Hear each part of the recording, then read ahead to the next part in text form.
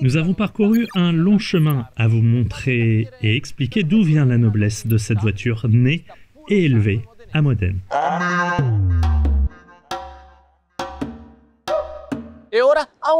Et maintenant que nous y sommes presque, nous devons partir loin, géographiquement parlant cette fois, pour apprécier une phase de développement glacial et pourtant cruciale.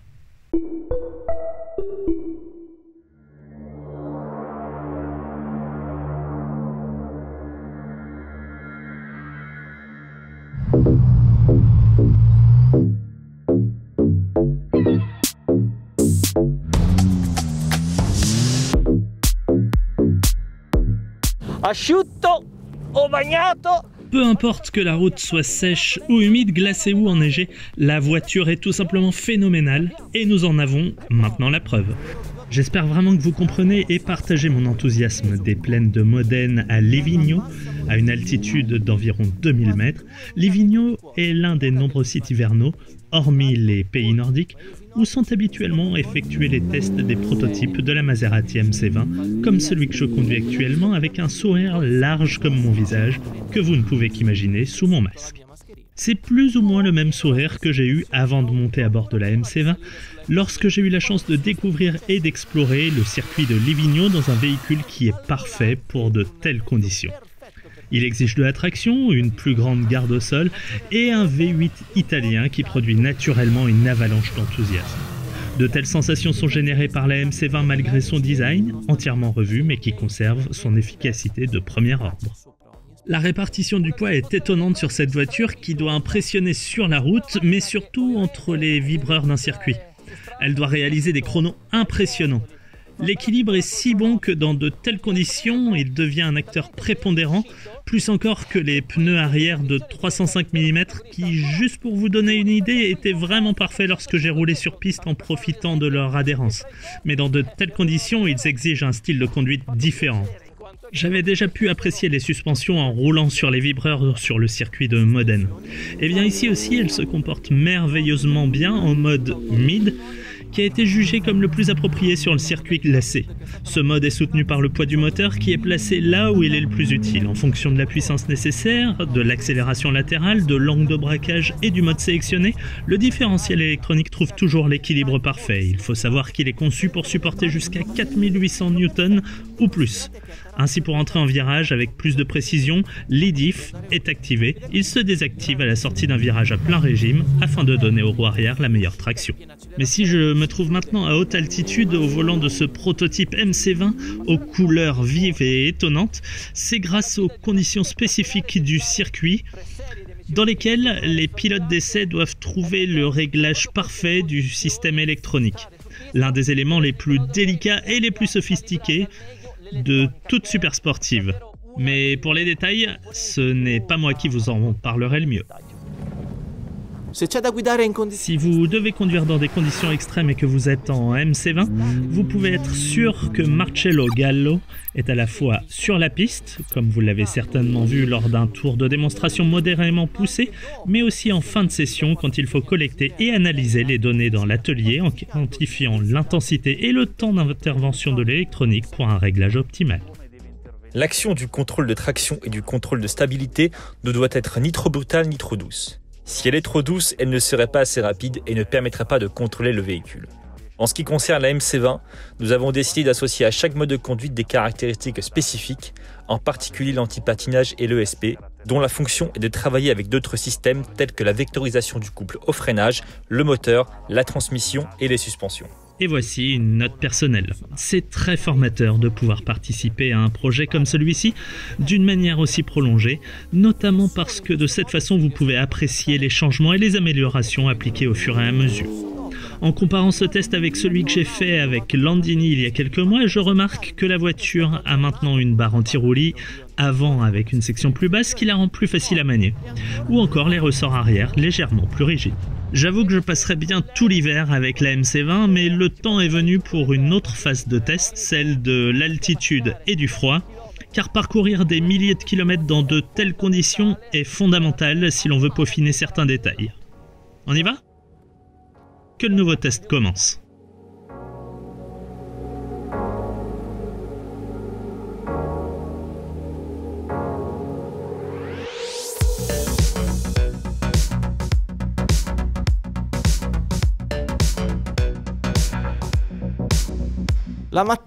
Nous sommes au petit matin, c'est parti pour une nouvelle journée d'essai et si les premières heures sont très froides, 12 degrés en dessous de 0, elles sont très importantes. La voiture doit pouvoir s'adapter aux conditions météorologiques, tous ses composants sont constamment surveillés.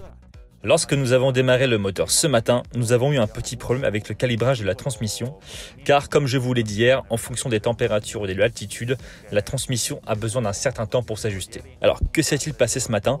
En quelques mots, la transmission ne s'était pas encore adaptée à une température aussi basse. Donc la raison pour laquelle le véhicule s'est arrêté lorsque nous avons enclenché la marche arrière, c'est que l'embrayage a été relâché trop brusquement. Ces données nous aideront à mettre en œuvre des modifications et à corriger notre logiciel pour les prochaines versions. Sur la route, nous avons également apprécié les différents modes de conduite et leur plein potentiel. GT est la référence en matière de confort et le e-diff vous aide à conduire de la manière la plus fluide possible. Et il faut avouer que les réglages n'ont pas toujours été aussi bons. Il y a une légère différence. L'angle de carrossage des roues arrière a été modifié afin de retirer un peu de poids au niveau des suspensions, dont le but ultime est d'aider la voiture à naviguer sur les bosses, surtout les plus petites, celles dites de haute fréquence. En outre, nous voulions également une puissance plus progressive et plus douce en conduite sportive. La voiture est aussi plus nerveuse. Il n'y a plus le classique petit star. Il n'y a plus d'accélération soudaine avec les voitures. Elle est beaucoup plus progressive afin de faciliter la vie des clients, notamment lorsqu'ils conduisent dans des conditions plus normales. Mais si vous avez également un style de conduite plus agressif sur route, alors votre mode de conduite préféré est celui que Marcello utilise en ce moment. Nous utilisons la molette que l'on appelle aussi Manettino pour passer le mode de conduite en sport. Sur la route, c'est votre préféré, non ? Exactement, parce que j'imagine le client utilisant ce mode de conduite dans ces conditions sur des routes de montagne où il s'attend à ce que le moteur soit actif en sortie de virage et que la réponse de la transmission soit plus directe, mais pas exagérément. Il veut pouvoir compter sur les commandes de la voiture. Regardez, les suspensions sont maintenant plus rigides, mais surtout, observez la façon différente dont elles agissent sur le contrôle du roulis. Je demande à ce que la prise du roulis soit plus progressive, il faudra donc plus de temps pour atteindre le point de roulis maximal. Et si vous vous concentrez sur la partie arrière, vous sentirez une voiture plus rugueuse que la GT. On sent cette rugosité dans les courbes, c'est ce qu'on appelle un fourmillement. En fait, le différentiel est beaucoup plus tiré et par conséquent, le roulement entre les deux roues est plus aligné, comme si l'une des deux roues freinait légèrement, ce qui crée cette rugosité. Et ça vous donne aussi beaucoup plus de traction.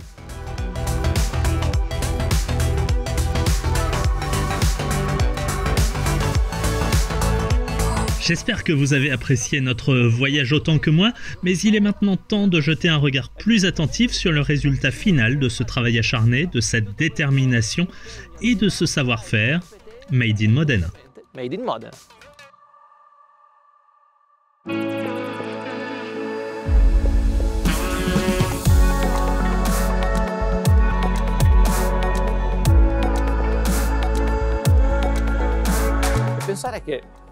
Imaginez que tout est parti d'un croquis sur une feuille blanche. Puis un moteur emblématique a été fabriqué et nous sommes maintenant ici pour observer les dernières phases de développement de ce projet ou mieux encore la production des premières voitures de série de la Maserati MC20. Ce qui veut dire que nous sommes à Modène sur la Via Ciro Menotti.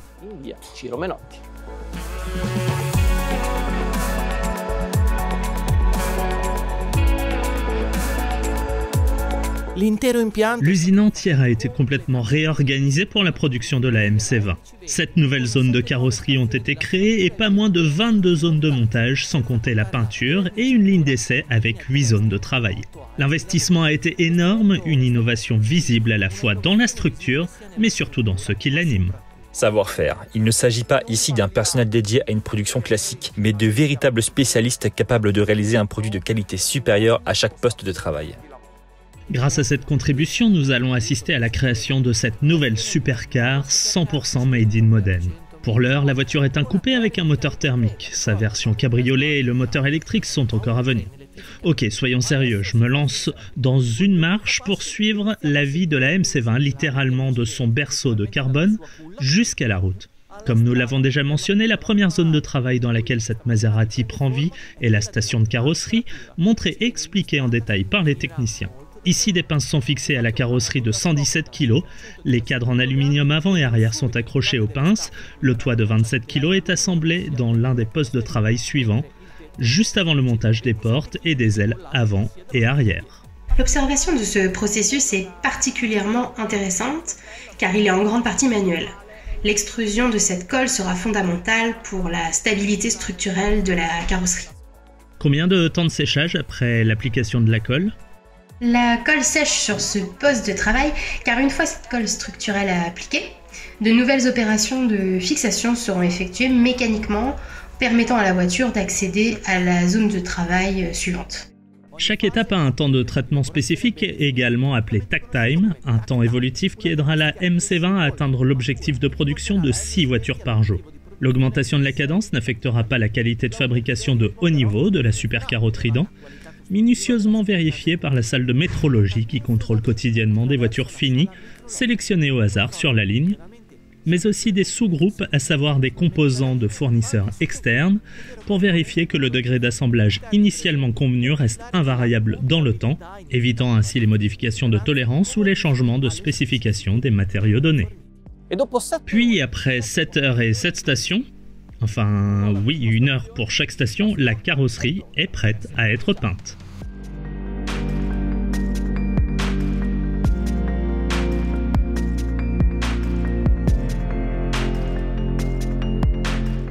Il est maintenant temps de laisser de côté la couche d'après que nous avons eue pour la carrosserie et de comprendre ce qui se passe dans le nouveau laboratoire de peinture, un espace composé de 4 étapes, dont la première est le masquage.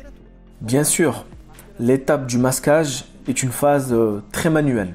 En fait, il faut masquer complètement les zones où l'on ne veut pas que la peinture soit présente, car la carrosserie en carbone doit rester visible, ainsi que le cadre avant et le cadre arrière, qui doivent être protégés de la peinture donc.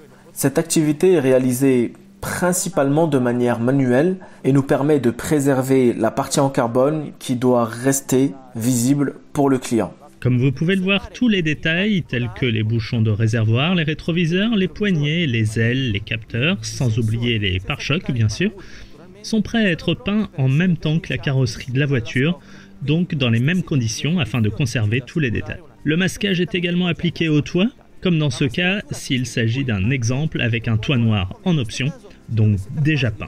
Maintenant, après avoir soigneusement nettoyé la carrosserie et les composants de toute impureté, permettez-moi de faire un peu d'humour en donnant de la couleur à notre voyage grâce à un couple d'employés infatigables. Disons que nous avons eu cette idée car dans la cabine, nous voulions éviter d'avoir des gens. Nous avons donc dû trouver des solutions. Nous avons adopté ces 2 robots collaboratifs. L'un ouvre, l'autre pulvérise.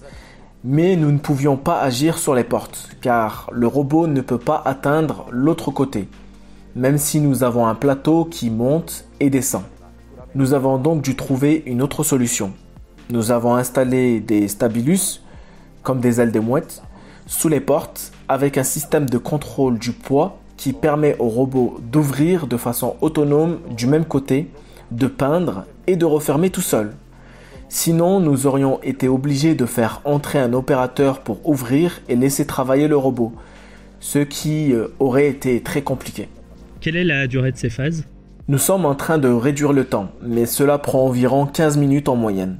Le robot applique maintenant la première couche, blanc audace, c'est une peinture en 3 couches. Il donnera ensuite la deuxième couche après le flash off et ensuite nous appliquerons une résine mate.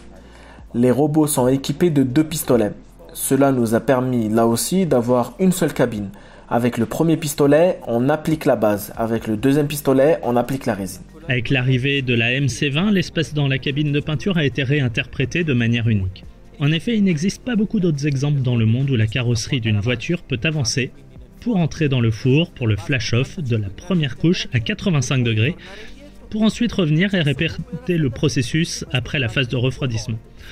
Et ceci encore 2 fois jusqu'à l'application de la résine, avec des changements mineurs en fonction de la couleur choisie qui, outre les nombreuses couleurs optionnelles, prévoit 6 nuances. Noir Enigma, rouge Vincente, jaune Genio, bleu Infinito, gris Mistero, sans oublier la couleur appliquée sur la voiture que nous avons jusqu'à présent, blanc Audace. Avec cette teinte, après l'approbation, la carrosserie de la voiture retourne aux stations de montage où parmi les autres étapes, il y aura une phase vraiment émouvante à savourer profondément. Sortez les mouchoirs pour essuyer vos larmes. C'est en effet l'un des moments les plus émouvants de tout le processus d'assemblage. J'y ai pensé dès le premier instant où j'ai rencontré le Nettuno, mais voir le moteur s'accorder, se joindre, épouser la carrosserie de la voiture est émouvant. Je ne trouve pas d'autre mot.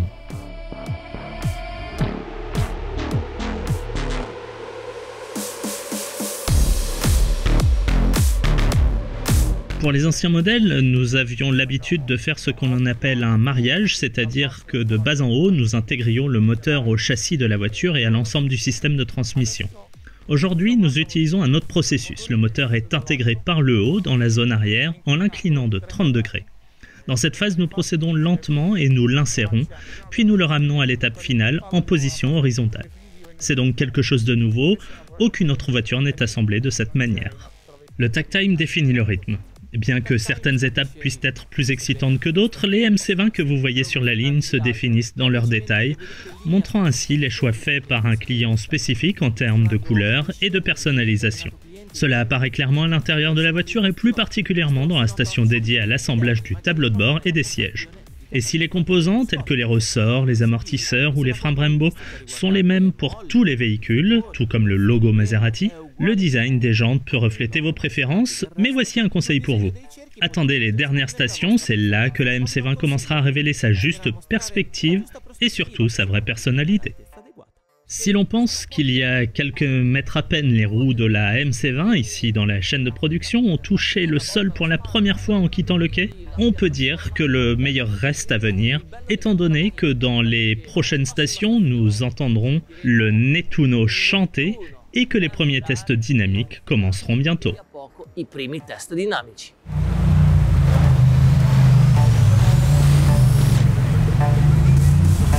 Les voitures qui sortent de la chaîne de montage doivent passer certains essais avant le test fonctionnel.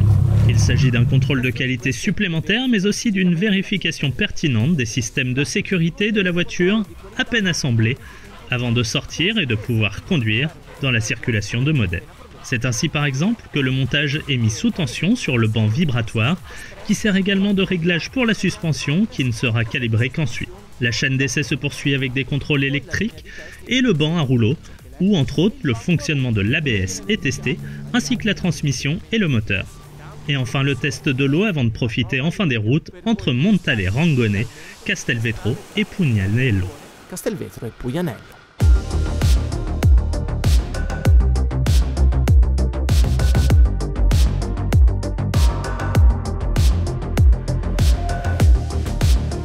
Lorsque la voiture sort de l'usine, nous disposons d'environ 2h30 pour notre premier essai sur route, qui se déroule sur environ 80 à 85 km. Ici, nous devons évaluer tous les aspects de la voiture qui pourraient être remarqués par le client. Le client peut avoir besoin d'une semaine ou d'un mois pour trouver un défaut. Par exemple, comme je l'ai dit précédemment, un bruissement de verre. Nous devons tout examiner et évaluer environ 1h30 sur la route, sur un parcours dynamique, plus 1 heure supplémentaire pour les vérifications statiques et fonctionnelles, où nous évaluons chaque composant qui pourrait attirer l'attention du client, comme par exemple le mouvement des fenêtres, l'ouverture des portes, le capot et tout autre élément.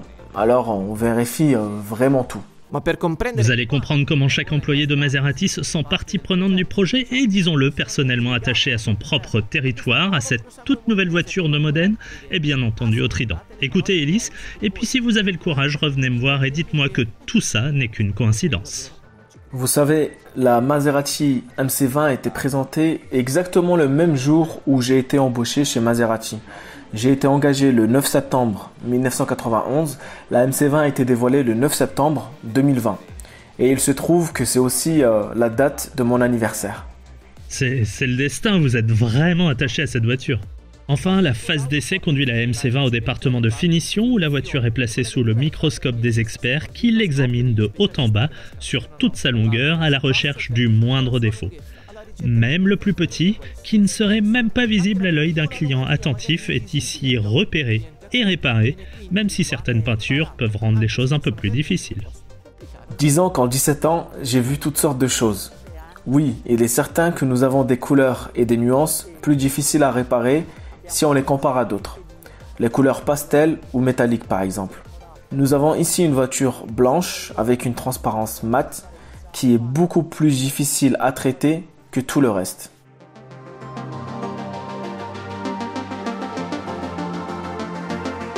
Je ne l'ai vécu qu'en seulement quelques jours, mais le processus de production de la commande à la livraison de cette voiture de rêve dure environ 6 semaines, le temps qu'il faut pour intégrer dans cette nouvelle Maserati Toute la technologie, l'artisanat, la qualité et le savoir-faire qui continuent de définir la production ici à Modène avec une passion incontestable.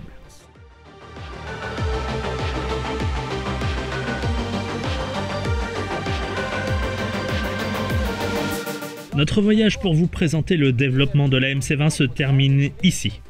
Mais cela signifie que la vie de cette supercar de Modène commence maintenant pour ce modèle et tous ceux qui passeront par ces lignes, prêts à rendre leurs propriétaires fiers. Grâce au Nettuno, il est également possible de crier au monde entier qu'une nouvelle ère Maserati vient de commencer. Maserati è appena cominciata.